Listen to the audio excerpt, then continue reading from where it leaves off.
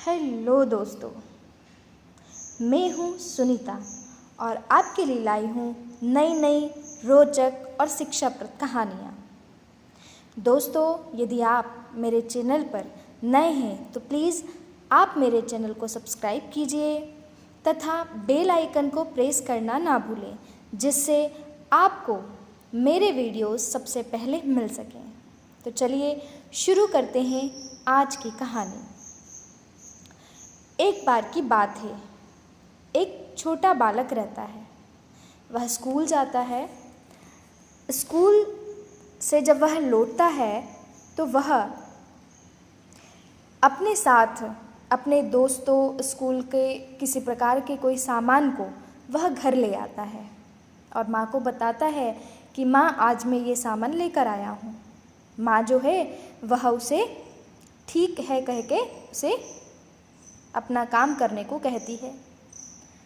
तो वह जो बालक है उसे ध्यान में आता है कि मैं और लेकर आऊँगा, माँ इससे खुश हुई, ऐसा करके उसे ऐसा लगता है।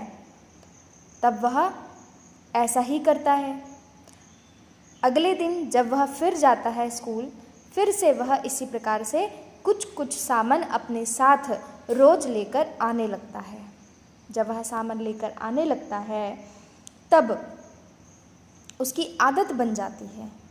अब यह आदत जब जैसे वह धीरे धीरे बड़ा होता है तो इन्हीं आदतों में बढ़ते हुए वह छोटी छोटी चोरियों से बड़ी बड़ी चोरियां करना शुरू कर देता है।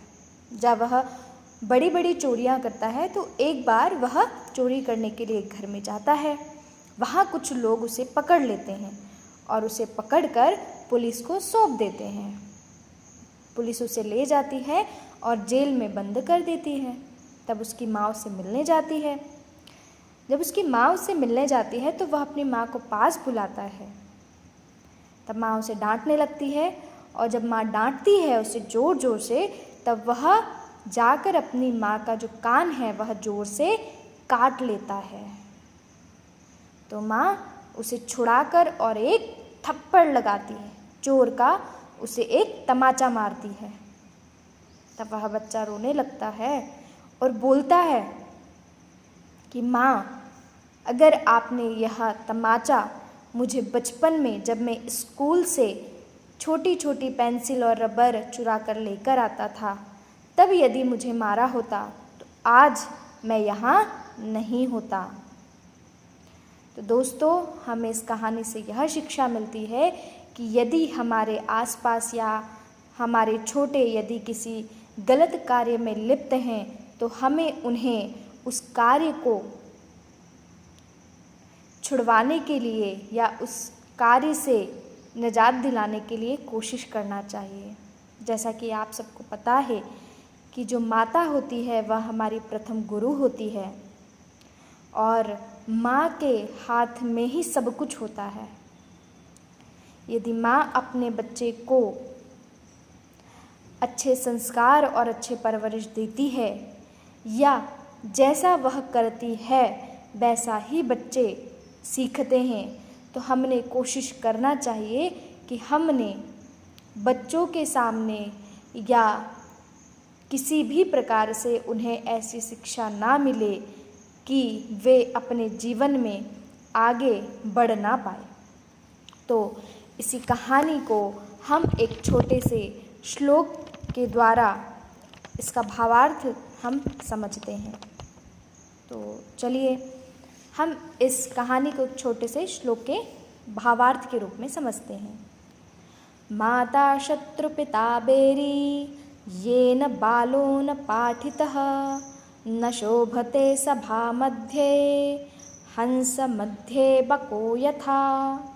ऐसे माता पिता शत्रु के समान होते हैं जो अपनी संतान को विद्या अध्ययन नहीं कराते, क्योंकि ऐसी विद्याहीन या अशिक्षित संतान विद्वानों तथा शिक्षित लोगों के बीच वैसे ही शोभा नहीं देती है जैसे हंसों के बीच में बगुले। तो दोस्तों, आज के वर्तमान परिस्थिति को देखते हुए हमें हमारे बच्चे को केवल पढ़ाई यानी सिर्फ विद्या यानी किसी स्कूल से ही रिलेटेड हमें नहीं रखना है। हमें बच्चे को उस स्कूल के जो शिक्षा है वहीं तक हमें उसे सीमित नहीं रखना है। हमें उसे सामाजिक, वैचारिक, पारिवारिक आदि ज्ञान आदि संस्कार भी हमें उसे देना है, ताकि केवल वह शिक्षा यानी किताबों तक ही सीमित ना रहे।